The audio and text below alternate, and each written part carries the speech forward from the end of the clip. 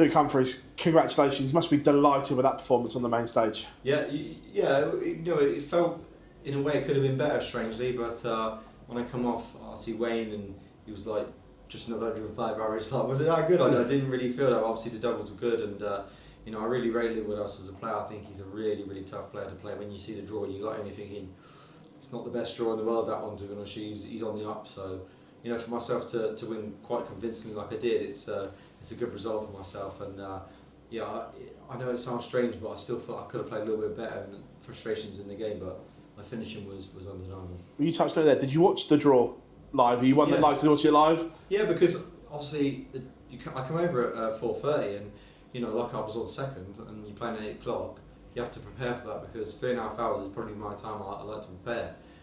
So I come over and obviously see the draw, and then you see Michael versus Nathan, you kind of think that's probably going to be fourth, so you kind of, right, I know I'm going to probably be on second, maybe first, you don't know. But straight on the board and then obviously second, which is kind of what I guessed. You got to be prepared. Obviously, if I'd have been last, I'd probably gone back to the chalet and had a relax for an hour. But it's always best to be prepared in that way. That if you're on second, you're there. If you're on fourth, you can just head back. You're playing some wonderful darts at the moment, but is there an element of frustration that those performances aren't turning into results and wins, so to speak? I mean, yes and no. Of course, when you're playing so well and you're not really winning and getting the results you want, it is frustrating. But of course, you have to keep biding your time and keep going with it, because if you keep playing like that, the results will come. Inevitably, they will happen. And for myself, in the Premier League, look, my performances have been decent, but maybe in them clutch moments they've not been there at the right time. Missing doubles with the new setup, they feel great scoring. Sometimes it just doesn't feel there with the doubles, but. Tonight I showed that I can do it under pressure in the doubles. So maybe I just need a little bit of good experience, good bit of understanding that they actually do work under pressure and hitting big finishes at the right time. And like I said, my finish was great tonight, so there's no excuse really.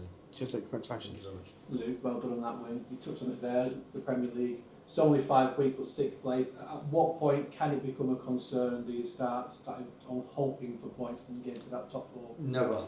No, for me, I'll never hope for points. I'm just there to entertain the crowd and keep pushing myself and keep trying to put in these good performances. And if it gets to the 16th week, we're on 5th, 6th, 7th, or 8th, it doesn't matter. As long as I put the effort in, I keep working hard and keep trying my best. And if it's not enough, so be it. Sometimes you've seen over the years, I remember a year when Chris Davey was like unbelievable and he was like 6th or 7th in the table. Sometimes it don't happen for you, but it's up to me to put it right. I have to push and keep working hard and make them wins happen. And if they don't happen, so be it. Obviously I'm going to push my hardest to try and make that top 4. I couldn't care less whether it's 4th, 3rd, 2nd or 1st. As long as I'm in that O2, that's really what I'm pushing for. And sometimes it gets to the point where the pressure's off you a little bit. When you're in it, you're kind of pushing really hard to stay in it and push away from everyone. Now I'm chasing. I feel like it's a little bit easier for people because then there's no pressure on you. But whatever happens. I've had 2 great years already. I've made 2 finals, won it. But of course, I'm hoping that I can make the top 4. But like I said, like I always say, it's a marathon, not a sprint. We know the sporting rivalry between you and Luke Littler is a friendly one. In terms of ranked majors, he's missing the European Championship. You're missing this one and the European Championship. Would it be almost a nice notch on the belt if you could tick off the clean sweep before him? Yeah, I mean it would be, of course, but it'd be a notch in my belt to do it myself. I'm not doing it to beat Luke. I'm doing it to earn it myself. And of course, if I do win this weekend, there'll always be that lingering feeling in my brain where I'm thinking, I've missed a match start to actually complete the set, which will be frustrating. But for myself, I've got maybe 10-15 years to go and win that European Championships if I win this year. So yeah, for me, if I didn't win the UK Open European Championship ever in my life, I've still achieved so much. I've won all the majors that I've always wanted to win. But there is that lingering feeling that you want to win everything that's ever been produced. And if I can, I'll be really proud. But I've got plenty of opportunities over the years to try and do it. Well played. Thank you. Luke, congratulations on that win there. Luke Littler said to us yesterday that with his poor performances in the Premier League, he hasn't really been having that same kind of backroom banter, and he hasn't really brought it up onto the stage. Have you been trying to adopt a similar mindset of getting rid of that kind of stuff to focus on the Premier League? Not really, no. I don't think there's unprofound banter behind stage that we're all absolutely going mental. I think you need Nathan Ashtonall for that. He's the kiddie.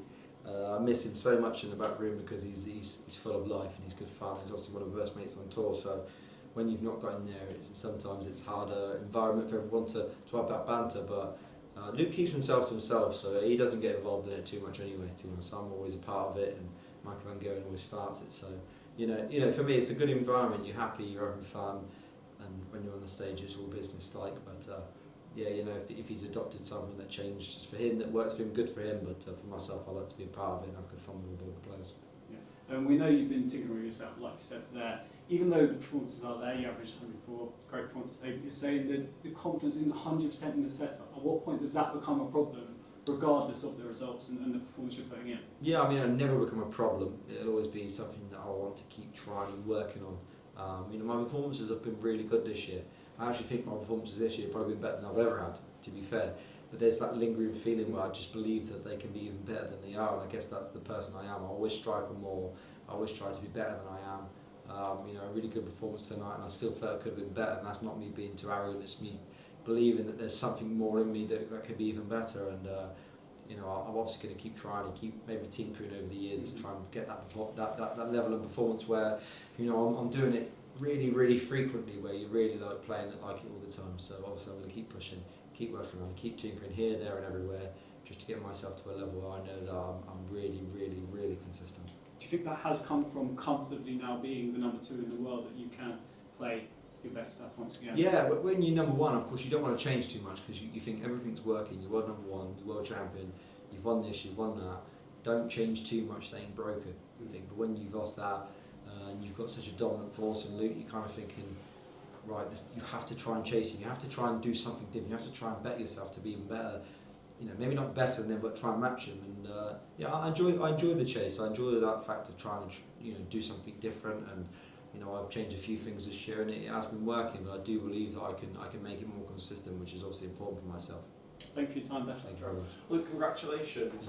We touched on about the UK Open not being one you managed to tick off as of yet. Is there anything specific about the tournament that to you that maybe is an explanation for you not having won it so far, or is it just so happens that your performances haven't been there at the time? Yeah, do you know what? I've actually missed match starts in the UK Open and the European Championship, so I've had every opportunity to have been sat here, and you would never have asked me that question. I could have been like, I've done a lot.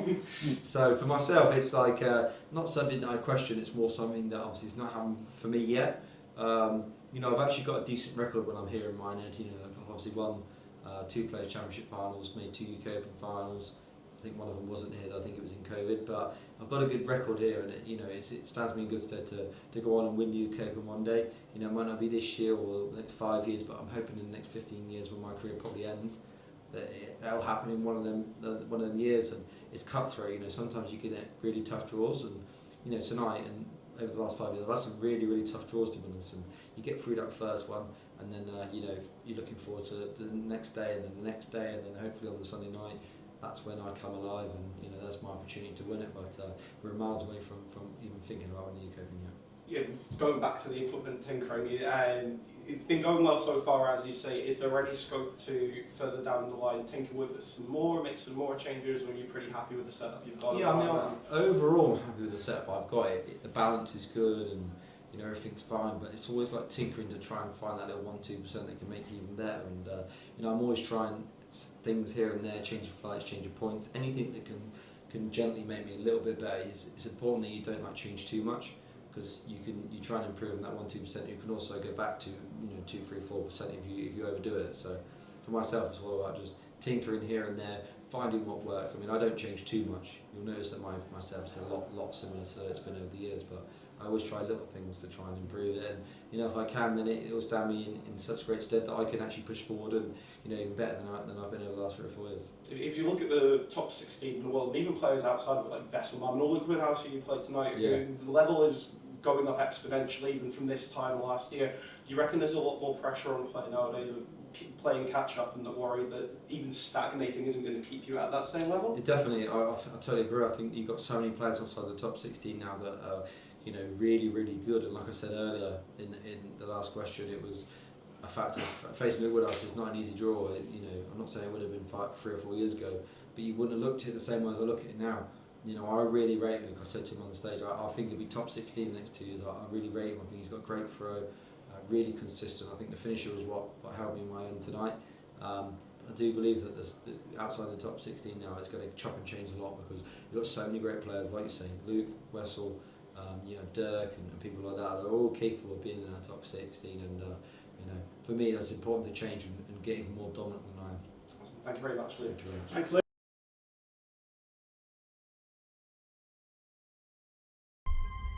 To change your